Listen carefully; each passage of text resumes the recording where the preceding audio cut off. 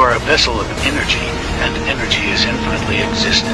Beyond this realm of existence, energy can never die, only transmute into something entirely new. And if you are an embodiment of this immense potentiality, then you too can never truly die. The end of life, death as we say, can be a scary concept for many to comprehend. But the end of this chapter is only the prequel to the next story that is being written by your soul. You currently exist in a three-dimensional place, but within your imagination resides a metaphysical higher dimensional space, and it is this area where you operate as a higher singularity. Perhaps when we die, it is your ego which completes its mission, and that ego which has been formulated through life experience is simply not you. You are the observer of humanity, and humanity is just one piece of the great life puzzle that is definably and... Hello, Blue Jayden here, doing another Wide Awake video.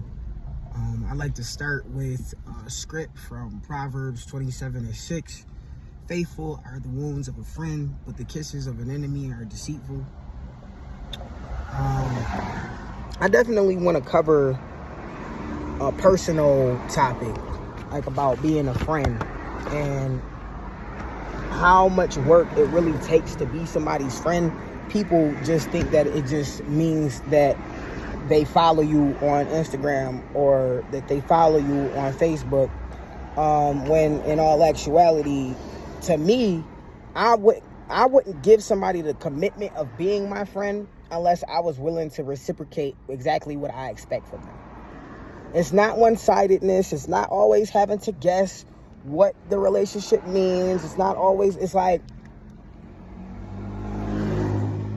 I listen to different sermons and I heard from Bishop T.D. Jakes that you can get hurt from a friend. A real friend might hurt you sometimes because let's say we're out and about and you see me about to get hit by a car.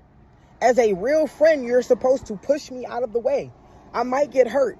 I might break my leg in the process or skin my knee or whatever the case may be. But if you pushed me out the way with the intentions of protecting me, you hurt me, but you just saved my life.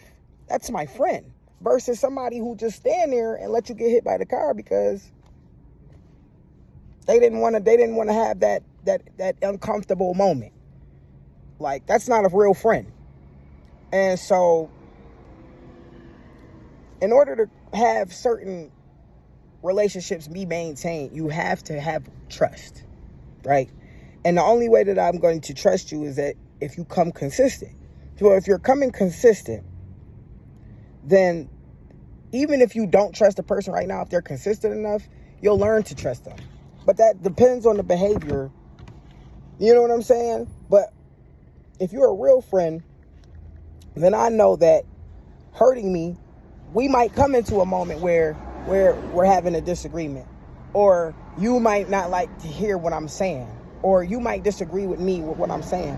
But to hurt me and go out of your way just because you can, or just for the simple fact of seeing me in a desperate position or in some type of despair, just for the sake of doing it, that makes you an op. That makes you somebody who's not for me. That makes you the adversary. And even though all relationships take work, that kind of work shouldn't be with you constantly being disrespected or where you have to guess where the relationship stands, right? And so sometimes it takes directly telling a person exactly why they were chosen to be your friend.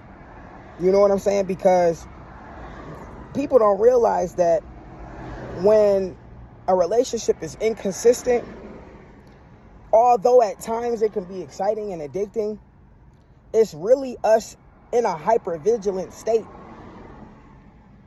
because this isn't normal. It's still our like when you have to guess what you mean to somebody or if they're really for you or not, that really will leave you in a moment where you're like, yo, something is really wrong. Like, even though this person comes through some of the time, it's like, if it's not regular, you know what I mean? Like, your body literally goes through hormonal and chemical changes that will let you know that physically.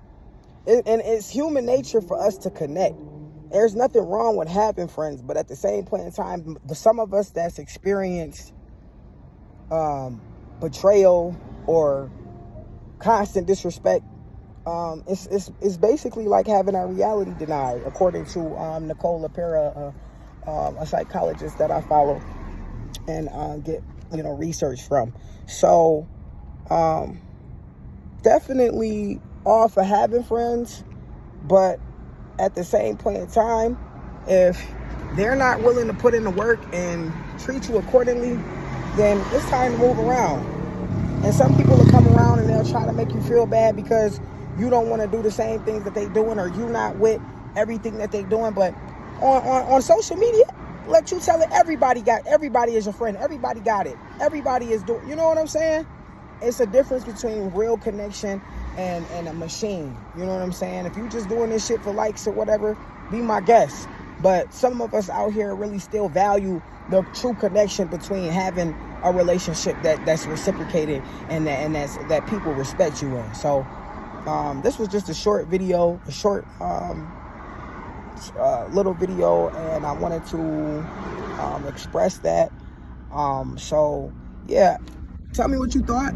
Hit me up in my I know I'm not in my usual setting. I'm sitting in my car right now because my usual place is closed right now. So hopefully next week you'll see me back in my usual setting. But feel free to share, like, comment, leave me a DM, tell me what you thought.